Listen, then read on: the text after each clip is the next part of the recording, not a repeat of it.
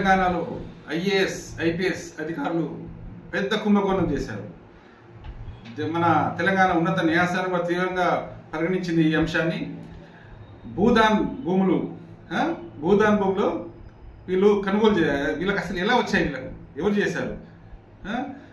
ముఖ్యమంత్రి గారు తక్షణమే ఈ యొక్క భూదాన్ కొనుగోలు వ్యవహారంలో ఏవైతే పేర్లు ఉన్నాయో ఐఏఎస్ ఐపీఎస్ ఆఫీసర్ల మీద చట్టపరమైన చర్యలు తీసుకోవాలి. మీరు అసెంబ్లీలో అన్నారు జర్నలిస్టుల విషయంలో.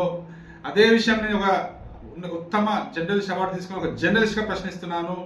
ఈ భూదాన్ వ్యవహారంలో అంటే ప్రజలకు సంబంధించిన ప్రభుత్వ భూములలో వీళ్ళకి ఎలా అలాట్ చేశారు? వీళ్ళు ఎలా తీసుకున్నారు, కొనుగోలు చేశారు? అంటే హైకోర్టులో ఉంది కాబట్టి నేను ఎక్కువ కూడా మాట్లాడలేను. వీళ్ళ మీద మాత్రం చట్టపరమైన చర్యలు ప్రభుత్వం తీసుకోవాలా. ఐఏఎస్ ఆఫీసర్లు ఐపీఎస్ ఆఫీసర్లు ఎవరైతే ఉన్నారో ఈ లిస్టులో వాళ్ళ మీద చట్టపరమైన చర్యలు తీసుకోవాల్సిందే, కఠినమైన చర్యలు ఉండాల్సిందే. ఎందుకంటే సామాన్యులైనా పేదోడైనా పెద్దోడైనా అందరూ ఒకటే. మనకు రాజ్యాంగం కల్పించిన హక్కుల ప్రకారం మేము ప్రశ్నిస్తున్నాము. ప్రజలకు జవాబుదారీతనంగా ఉండాల్సిన అధికారులే ఇలా భూ కుంభకోణంలో బట్ట బయట తెలిసిపోయింది, అందరికి తెలిసిపోయింది. కాబట్టి వీరందరి మీద కఠినమైన చర్యలు తీసుకోవాలని మేము ప్రజా సంకల్పం గ్రూప్ లింక్ మీడియాతో డిమాండ్ చేస్తున్నాము. బాపట్ల కృష్ణమోహన్ ప్రజా సంకల్పం నుంచి.